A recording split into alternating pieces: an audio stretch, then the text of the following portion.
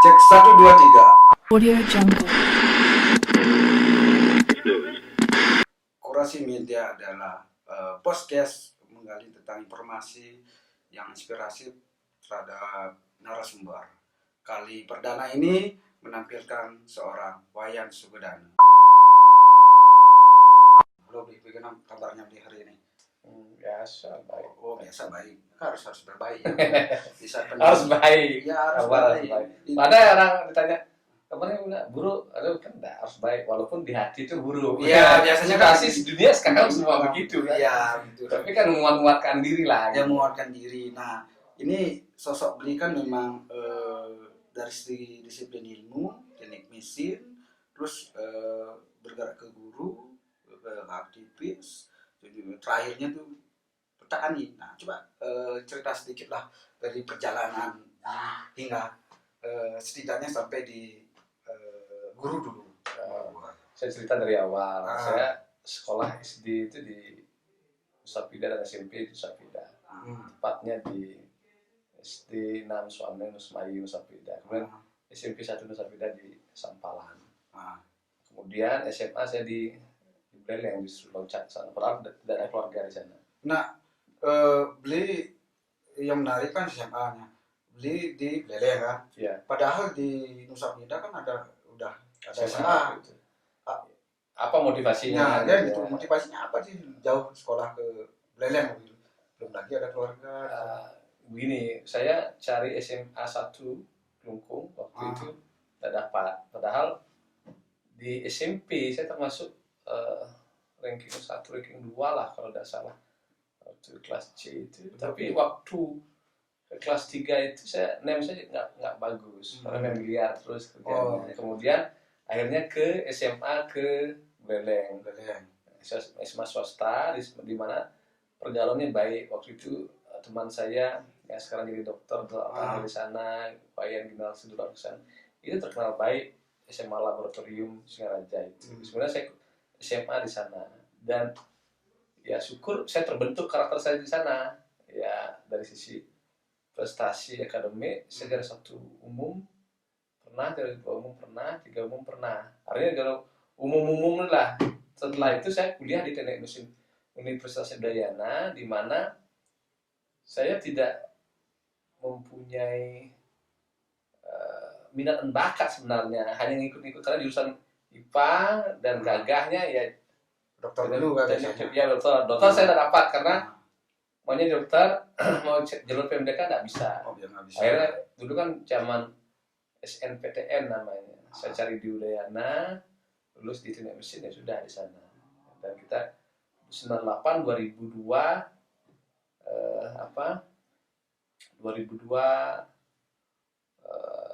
lulus sarjana mesin, kita nyebrang ke Jakarta. Jakarta mau transit sebenarnya itu kerja ke Jepang, tapi karena agensi waktu itu bermasalah, akhirnya saya nyangklek lah di Jakarta, terjebak di sana. Kita tinggal di Pura, banyak berkenalan. Saya pernah ya karena tidak ada kerjaan, isu waktu 2006 waktu itu isu menolak rancangan undang-undang aksi pornografi, aksi waktu itu dengan teman-teman Bali yang ada di Pura, kita mewakili Bali. Nah kemudian dengan Ratna Sarumpait waktu itu, dengan almarhum Preki Saritua, kemudian Yeni Rosa yang memimpin waktu itu. Cuman saya perwakilan Bali kecil sekali. Nah artinya karena nggak ada orang, saya bergelut begitu. Nah di sanalah saya banyak punya teman-teman seperti, karena saya aktif di Pura, banyak punya teman seperti Pak Wayan Sudurte yang sekarang DPR RI, pengacaranya Ahok itu, kemudian Dewa Palguna yang MK, kemudian saya juga banyak tokoh-tokoh. Memang dia kan ngepostnya bisa di Pura, karena satu-satunya Pura sipil di Jakarta itulah Pura Aditya Jaya Ramawan itu. Nah makanya ngumpulnya di sana. Di sanalah bila boleh dikatakan pengangguran yang jadi aktivis waktu itu. Nah kemudian setelah itu baru saya kerja ke sebuah pabrik itu pabrik KDS namanya itu, vendornya Panasonic. Saya lama di sana, 2 tahun, pindah ke kontraktor ME, Mechanical Engineering. Setelah itu karena dicari orang tua, saya balik ke Bali. Jadilah karena ada kerjaan, saya buat Interlink Education, ngajar les privat. Nah, saya ngajak teman-teman itu, yuk ngajar les privat bagi hasil. Jadi gurunya dapat di sana. Gurunya apa di sana? Berarti Bli lebih duluan melakukan sebelum ruang guru berarti kan? Cuma nasibnya yang beda kan gitu. Kalau ruang guru kan lebih kepada digital ya, lebih digital. Karena tahun 2008, 2010 itu saya buat Interlink Education itu internet belum sekencang sekarang. Ya artinya begini, kalau pertanyaannya lah gurunya dari mana? Ya itu guru les privat itu. Kemudian saya sekolah lagi akte 4 memperdalam. Jadi seorang guru. Tetapi memang nasib tidak mengantar saya menjadi PNS. Gitu loh, artinya memperdalam sistem. Kalau guru itu namanya sistem pedagogi ini bagaimana mengajar yang benar itu saya ngerti gitu loh. Yang menarik di sini kan biasanya kalau orang umum kan kalau Bli seperti Ale Popang, pintar iya, nakal juga iya, simbang lah. Enggak, karena itu kan lebih kepada personal ya. Artinya tidak semua yang nakal tuh pintar, tidak semua yang diam itu bodoh. Itu lebih kepada personal. Kebetulan saya juga tidak mengatakan pintar. Kebetulan saja saya di lab itu saya juara 1 umum pernah, 2 umum pernah, 3 umum pernah. Artinya dalam level kelas yang sama. Dengan kelas di sana kalau nggak salah ABCDE kelas 1 misalnya. Kalau sekarang kan kelas berapa itu? Kelas 9 ya disebut ya. Kelas berapa ya? Kelas kan 6, 9, kelas 10-nya juara umum kelas 10 gitu loh. Sekarang kan memang berjenjang langsung ke dari 6, 7, 8. Ya. Kalau dulu kan kelas 1, 2, 3 SMP, SMA 1, 2, 3 kan. Ya. Itulah kalau pertanyaannya aktivisnya di sana. Gurunya di sana gitu loh. Nah, kemudian saya ditawari menjadi konsultan pemberdayaan masyarakat di Beleng. Awal-awal masuk pemerintahan kan. Itu semi pemerintah, lebih kepada konsultan. Saya mendampingi desa dalam rangka pembangunan desa dari mulai perencanaan, pelaksanaan sampai evaluasinya. Nah, makanya saya mengerti sistem, setidaknya saya mengerti sistem pembangunan desa itu. Dari penggalian gagasan di dusun, kemudian di desa, sampai kecamatan, sampai nanti dia di Musrenbangnas istilahnya, Musyawarah Rencana Bangunan Nasional. Nah, kemudian di Ketok Palu bagaimana? Nah, sampai saya berakhir di 2014 menjadi konsultan pemberdayaan PNPM. Kalau dulu istilah fasilitator kecamatan. Nah, programnya PNPM. Sekarang kan setelah jadi otonomi daerah, otonomi desa, pendamping lokal istilahnya, pendamping desa. Ya. Nah, kerajinan gimana kok bisa aktif di kerajinan? Ini setelah 2014 saya diminta menjadi direktur perusahaan daerah Bapak Bupati Nyoman Suwirte. Kemudian karena perusahaan daerah ini relatif tidak hanya core bisnisnya hanya percetakan dan sarana pengolahan tidak begitu. Saya coba jual beli online. Nah, di mana kan dulu pernah kita di demo tuh perusahaan daerahnya karena dikatakan memonopoli percetakan dan ATK. Nah, di satu sisi saya berpikir gimana caranya bisa membantu masyarakat tidak monopoli menjual kerajinan yang ada di Kelungkung, karena sentral di Kelungkung kerajinan sebenarnya. Karena Kelungkung terkenal kerajinan. Kemudian atas dasar itu perusahaan daerah membuat marketplace kerajinan-kelungkung.com waktu itu. Kemudian menjadilah saya diperkenalkan, dijadikan Dekranasda, menjadi sekretaris Dekranasda, ketuanya Ibu Bupati. Karena ada Dekranasda, kerajinannya di sana justru. Sehingga ini kalau bicara guru itu, aktivis itu, ini waktu yang membawa saya gitu loh, mengalir begitu saja. Kayak air juga kan. Ya, kayak udara juga flow kayak udara juga lah, dia ngalir gitu. Yang menarik lagi sisi Bli kan menjadi musisi kan. Yang musdagri lah, musisi dalam negeri lah. kalau bahasa selengiannya. Bung sih dari di pengulian kulit memang beli aktif di dari SMP apa sih? Kalau untuk seni musik Nah. tidak ada background yang jelas, tapi sejak SD saya sudah mencipta lagu karena cita-cita saya menjadi penemu. Penemu. Sering baca buku penemu Alpha Thomas Alva Edison, Einstein. Saya suka. Saya ingin menemu, tapi waktu SD saya pernah melakukan percobaan misalnya membakar besi dihubungkan dengan lampu, saya kira bisa nyala. Itu kelas 1 kelas 2 SD. Kemudian nyambung apa itu istilahnya, buluh itu loh, bambu kecil itu untuk bisa buat telepon. Nah, benar-benar itu kan kanak-kanak lah itu. Nah, kemudian ke kelas 6 mulai saya realistis, tidak bisa kita mencipta itu karena tidak punya kemampuan. Nah, saya membuat lagu sebagai proses penciptaan. Nah, kemudian waktu SMA saya menemukan itu bahwa ada seni musik, ada ekstrakurikuler di SMA Lab Singaraja. Seni musik saya pernah Laperda Band waktu tahun 2000 berapa itu? Bukan 2000, 97 saya pernah juara 1 pada The Band Bali, tapi harus diakui yang ikut cuman orang-orang Singaraja, orang-orang Beleleng gitu. Nah, setelah itu di 2000 tahun 2000 saya pernah ikut lomba cipta lagu Bali.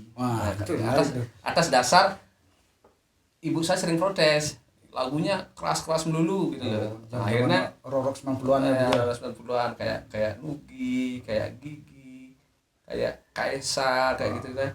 Kemudian saya belajar lagu pelog, lagu slendro, kayak gimana. Nah, akhirnya saya bisa, walaupun otodidak, saya ikut lomba, dapatlah juara 4 kalau tidak salah. Dan itu saya di panggung kenal sama Pak Tut Peste. Tapi dasarnya saya kenal Pak Tut Peste di sana, di panggung Pesta Kesenian Bali PKB yang ke-14 kalau tidak salah, seperti itu. Artinya perkenalan saya diawali di sana.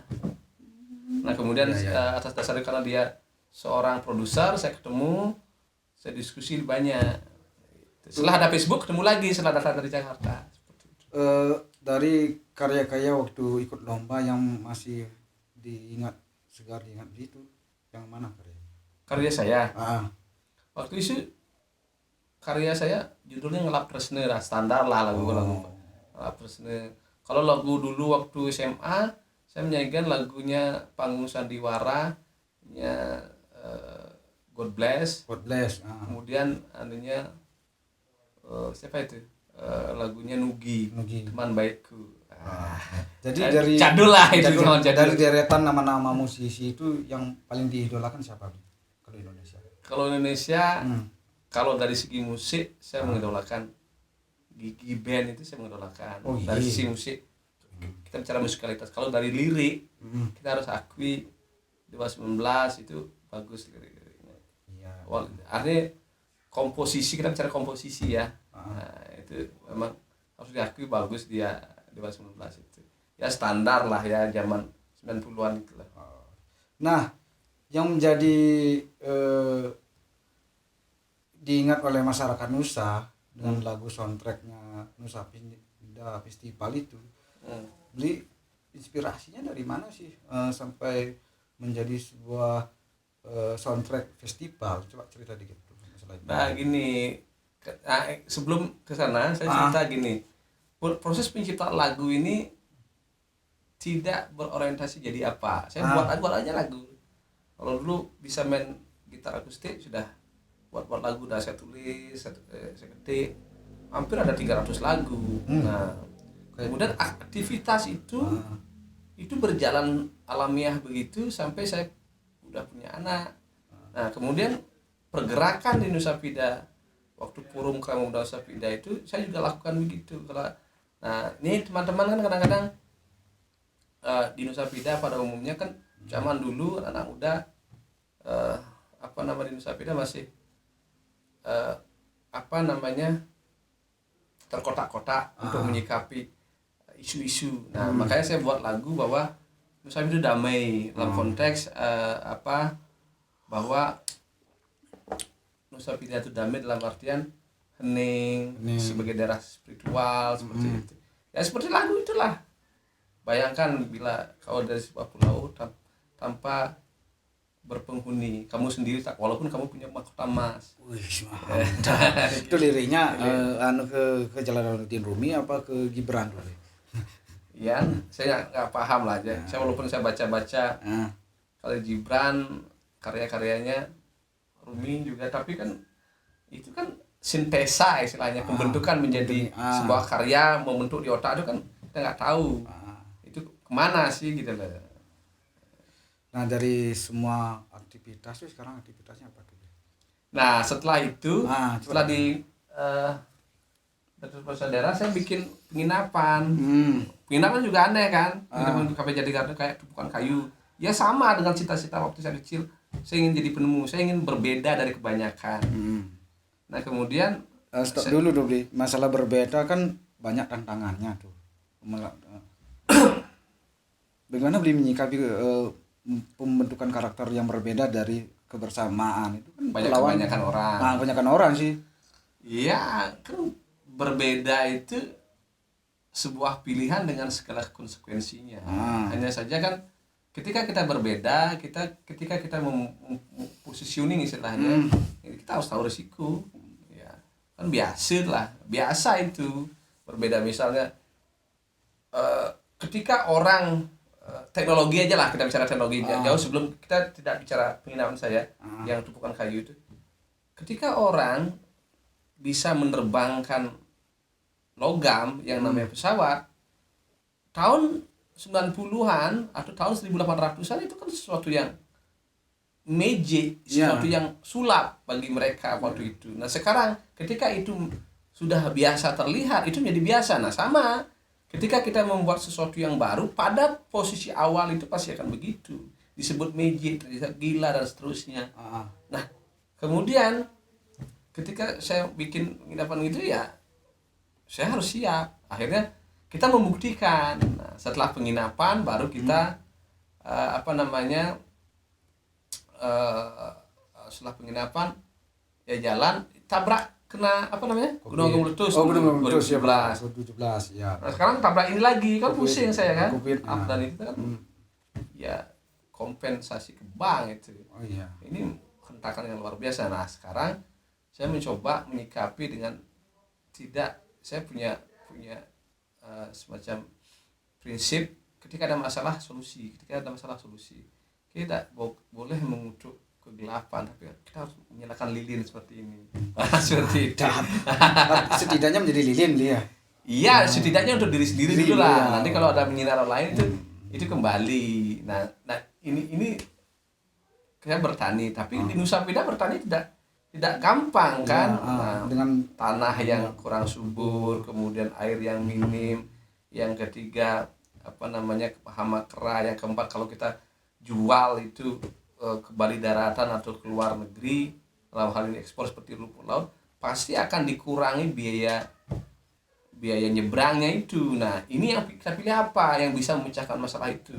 Makanya kemarin porang salah satunya, karena itu artinya bisa menjawab itu. Coba sekarang permasalahan satu saja, jangan kita bicara air, jangan kita bicara kesuburan tanah, hama kera saja.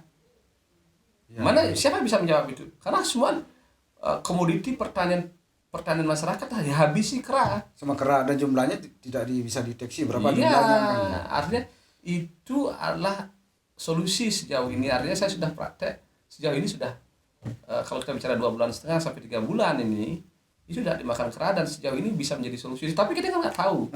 Ini masih ongoing lah, masih jalan lah gitu, seperti itu. Nah setidaknya Bli kan sudah melakukan adaptasi dengan situasi saat ini yang tidak menentu. Nah bagaimana Bli bisa menggerakkan pola pikir Bli di saat situasi yang memang tidak menentu ini gitu. Ya ini kan kalau orang bilang unpredictable. Keren bahasanya. Unpredictable artinya tidak bisa diprediksi. Sebenarnya semua tidak bisa diprediksi. Satu contoh ya, semua tidak bisa diprediksi. Makanya saya punya prinsip begini, masa lalu adalah kenangan, hari ini adalah perjuangan, besok adalah misteri, harapan. Nah sekarang tetapi kita harus melakukan sebaik-baiknya hari ini. Karena baik pun kita hari ini belum tentu baik besok. Seperti halnya saya melakukan membuat penginapan dengan terkonsep, terpola, bagus gitu loh. Tapi kan ternyata secara pariwisatanya dunia begitu gimana? Nah, artinya kan masih misteri dia. Nah sekarang kalau kita bicara masalah pertanian di Nusa Penida, saya melakukan itu dan dengan asumsi-asumsi yang bagus hari ini. Tapi kan nggak bisa. Tetapi setidak-tidaknya saya sudah melakukan upaya. Makanya saya sepakat dengan Pramudia Anantatur. Saya sudah melakukan sehormat-hormatnya, sebagus-bagusnya, berjuang seberjuang-juangnya. Kalau walaupun hasilnya jelek, itu alam yang nilai kan seperti itu. Dan ada yang bilang momentum yang tepat, momentum yang kurang pas. Itu bagaimana? Nah sekarang itu juga, nah nasib baik itu kan ada dua. Nasib baik itu penyebabnya adalah momentum atau pada saat yang tepat dan teman yang tepat. Nah dan tempat yang tepat. Nah ini kan nasib baik ini kan gabungan dari itu. Nah sekarang kalau nasib baik saya tentang pertanian ini tepat, waktu tepat dan sama ketemu pada orang-orang yang tepat, ya saya tidak akan baik bagi saya sendiri. Mungkin ya ke depan akan baik bagi para petani yang ikut niru saya dan juga Nusa Penida secara keseluruhan, karena ada tujuan mulianya ini pertanian ini. Satu, dia memberdayakan lahan pertanian yang kategori produktif tapi tidak produktif, artinya ia produktif subur tapi karena ada kerang nggak bisa, akhirnya dengan ini bisa produktif kembali. Yang kedua, ini melawan kapitalisme. Ada kan ada penjualan tanah itu masif di Nusa Penida. Kalau yang ngasilang bagus karena per hektar per area itu bisa ditanami 500 pohon orang ini karena di dekat 30 cm jaraknya. Kalau dia ada ngasih 2 kilo saja, 2 kilogram per pohon porang, kali dia 500 kan 1 ton. Kalau kita bicara harga 10.000 saja, kan 10 juta per area. Tapi kan janganlah kita bicara terlalu tinggi begitulah. Potong budidaya itu nggak mungkin begitu karena tanah kita jelek di sini, tanah itu kurang bagus lah ya kesuburannya, air juga antara separuhnya, dapat 5 juta per area, itu kan sesuatu yang luar biasa kalau punya. Dan tanah kalau benar datanya Pak Kance yang kepala PT Pertanian Kelungkung itu mengatakan 1.800 tanah produktif di Nusa Penida itu, ada 1.200 tanah yang tidak produktif itu bisa produktif kembali. Luar biasa kan? Ini akan menjadi solusi di saat pandemi ataupun nanti pariwisata kembali, ini menjadi penyeimbang gitu loh. Orang tidak menggantungkan pada sektor pariwisata saja. Setidaknya saling dukung-mendukung kan? Iya, saling mendukung. Pertanian itu tidak pernah, makanya ada mengatakan pariwisata adalah bonus, pertanian adalah pokok di Bali pada umumnya. Awalnya kan gitu. Awalnya begitu, tapi kan tren ini kan menjadi industri dia pariwisata. Akhirnya menjadi kalah.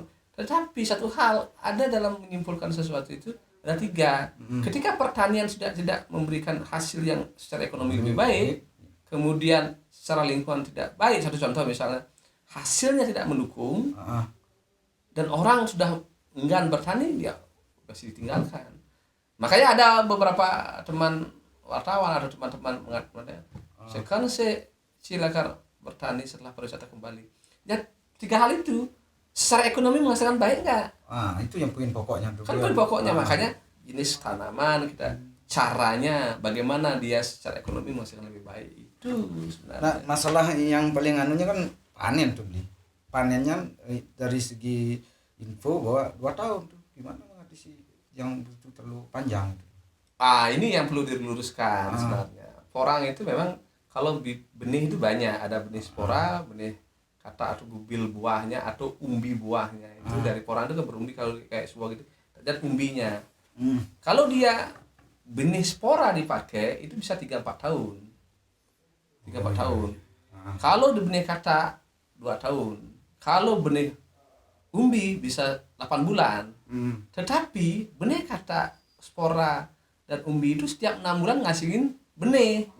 Dan hasil benih artinya dia bisa dijual atau bisa dipakai benih lagi. Artinya kan kalau kita bicara, kalau teman-teman di Bali daratan yang sudah tanam porang itu mengatakan umbi itu setiap 6 bulan tuh ATM, gesek istilahnya, ngasilin bisa dijual gitu loh. Kalau umbinya itu yang paling besarnya gitu. Paling besar. Jadi bintilnya tuh menjadi ATM buat mereka. Iya, buat ATM. digesek. Tapi kan ATM hidup jadi kan. Iya. Dan hebatnya orang itu kapan pun kita panen kita nentukan. Satu contoh, nanam kata sekarang ya, di bulan Desember atau bulan November kemarin, dia panen di ripah atau mati itu di bulan Mei atau bulan Juni kan. Artinya dia sudah tumbuh kata yang saya jual. Kalau umbinya kita bongkar setengah kilo bisa dijual juga, tapi kan rugi. Kalau ditanam lagi dibiarkan lagi setahun udah jadi 2 kilo. Nah artinya kan sebenarnya bisa dipanen gitu loh, tapi kan hitung-hitungan ekonominya kan lebih baik didiamkan dulu umbinya loh, kita bisa. Nah dari semua yang boleh lakoni, mulai dari guru, aktivis, terus masuk pernah di pemerintah, kerajinan, terus pengusaha hotel, petani, kok beli tidak konsisten? Gimana tuh? Ya seperti tadi saya katakan, saya ini kalau orang bilang expert generalis, ya, artinya tahu banyak tapi tidak dalam, gitu loh. Expert generalis begitu. Misalnya guru, saya tahu prinsip guru itu pedagogi pelajaran ngajarnya, prinsip dasarnya saya tahu. Kalau kerajinan misalnya, permasalahan kerajinan itu apa sih? Satu, kualitas, tren pasar, kemudian regenerasi. Saya tahu paham itu yang harus dibenarin. Kalau pariwisata apa sih? Misalnya destinasi, accessibility, amenities, ya, saya tahu itu. Nah, artinya saya prinsip-prinsipnya dari sana kan berkembang. Soalnya sekarang pertanian. Di Nusa Penida apa pertanian yang paling bermasalah? Misalnya air. Berarti saya harus dari benih, saya harus memilih benih yang tahan terhadap yang hanya hidup di musim hujan. Itu satu. Maka orang kan itu. Yang kedua, bojong. Permasalahan aja cari. Berarti menggali masalah. Bagaimana masalahnya? Prinsip post prinsipal istilahnya. Kalau dalam prinsip dasar pertama dan utamanya saya cari seperti itu. Menarik juga tuh. Nah, motivasi semua beli lakoni selama itu apa? Maksudnya apa motivasinya? Nah, dari rangkaian perjalanan beli dari mulai awal sampai menjadi seorang petani. Nah, artinya kan gini, manusia itu kan dia memperjuangkan apa yang dia pikirkan. Semua orang begitu. Saya memperjuangkan apa yang saya pikirkan. Misalnya yang disebut eksistensi. Misalnya kan saya seperti Dewa nih buat begini kan. Eksistensi Dewa nih apa? Kan gitu kan? Dewa bisa memberikan sesuatu pada bagian nonton kalau dia mau menganggap itu hal yang positif, tapi juga ada yang tidak suka pasti kan. Nah, itu kan terserah dia itu. Bagaimana dia menerima kan. Kemudian itu eksistensi Dewa, apa yang Dewa pikirkan kan seperti itu. Kemudian saya motivasinya adalah kalau saya amati diri saya sendiri adalah ada dua hal. Saya ini seorang guru. Makanya di pemberdayaan masyarakat guru. Karena melatih masyarakat. Kemudian pertanian saya lebih banyak guru juga, sekarang belajar di YouTube, saya ajar, saya mengajar saya diri sendiri, belajar sambil learning by doing lah. Kemudian juga aktivis, saya mengajar di pemerintah dengan keaktivisan saya. Lagu juga begitu, banyak lagu-lagu yang memberi inspirasi. Pekerjaan orang kan cuma dua, guru dan tidak guru. Contoh bengkel. Dulu dia pernah belajar ngebengkel, jadi murid. Setelah dia bengkel jadi guru. Kan gitu, pekerjaan cuma dua. Cuma kan yang jadi masalah tetap yang muridnya lebih sukses daripada gurunya. Itu kan. Nah itu. Nah dari kesimpulan dari semuanya tuh yang kesimpulannya begini. Hidup ini adalah memperjuangkan apa yang kita pikirkan, memperjuangkan apa yang kita katakan melalui tindakan. Nah tetapi dalam perjalanannya kan tidak sesederhana itu. Banyak hal yang kita temui tidak sesuai dengan apa yang ideal kita pikirkan, tidak apa ideal yang kita katakan, sehingga bisa saja seperti dikatakan tidak konsisten. Kita adaptasi. Makanya yang bisa awet itu yang bisa adaptasi. Makanya dinosaurus juga walaupun dia cerdas, T-Rex itu kan cerdas, kuat, tapi tidak adaptasi mati dia, punah dia. Nah saya dalam rangka adaptasi itu. Ya kalau dia ini kan kayak di Yahoo gitu kan. Iya, itu kalau kita bicara perusahaan. Perusahaan kan Yahoo dan banyak lagi smartphone Nokia juga tidak bisa bertahan. Ya, artinya begitu. Nah, kemudian saya itu kesenangan lagi pada cita-cita saya. Saya senangnya menemukan sesuatu, meng-create sesuatu yang tidak biasa dipandang umum. Saya kan beberapa orang kan tidak umum di sepeda. Penginapan tidak umum di sepeda. Buat lagu itu kan meng-create kan. Kembali ke cita-cita awal saya menjadi penemu. Waktu kecil saya cita-cita jadi penemu gitu. Walaupun tidak seorang penemu Ya, kebetulan kan gitu. ya. Nah, ini kan situasi yang memang tersulit di sepanjang sejarah lah. Pandemi ini panjang, awal-awal kan memang beli bentar, akhirnya sampai sejauh ini hampir setahun. Nah, Beli sebagai pemilik hotel bagaimana menyikapi, memaknai dari pandemi ini? Ya, saya mencoba memaknai dua hal pendekatannya. Orang ada banyak yang pesimis, oh ini lama, ini kita bangkrut dan seterusnya, itu wajar juga. Ada optimis, ini segera kembali, ada virus antivirus atau vaksin kan. Ada yang pesimis begitu. Selalu saya sih pendekatannya tengah-tengah daripada itu, coba realistis.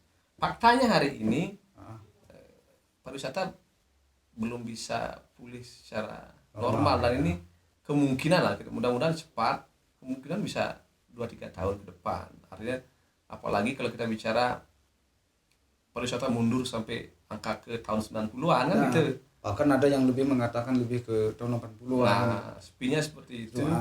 Kemudian pembangunan, kalau kita bicara pembangunan di Sapida, orang bangun hotel terus nih. Ketika dia jadi hotelnya 2-3 tahun ke depan, persaingan itu semakin masif, semakin liu, semakin banyak, tamu gede. Ini kan menjadi masalah. Itu dari segi makro di Indonesia juga. Makro di Indonesia. Ada ada pembangunan 5 Bali baru super prioritas. Kalau kita ada Mandalika, Toba, Labuan Bajo, Morotai, Borobudur. Ini sedang dibangun super prioritas begitu. Nah, kalau itu jadi 2-3 tahun jadi, pariwisata mulai membaik, dia kan terpecah. Nah, ini yang harus kita sikapi, disrupsi yang kedua, atau longsoran yang kedua. Nah, apalagi kalau kita bicara teknologi kan jalan nih kan, terus jalan, penelitian terus jalan. Contoh mobil listrik yang sudah otomatis. Kalau Elon Musk mengatakan 2 tahun lagi mobil tanpa supir, berapa juta orang nganggur karena sudah pakai supir. Kemudian Starlink itu punyanya Elon Musk yang seluruh dunia akan ada internet cepatnya 5G, seluruh dunia akan nanti gratis ya.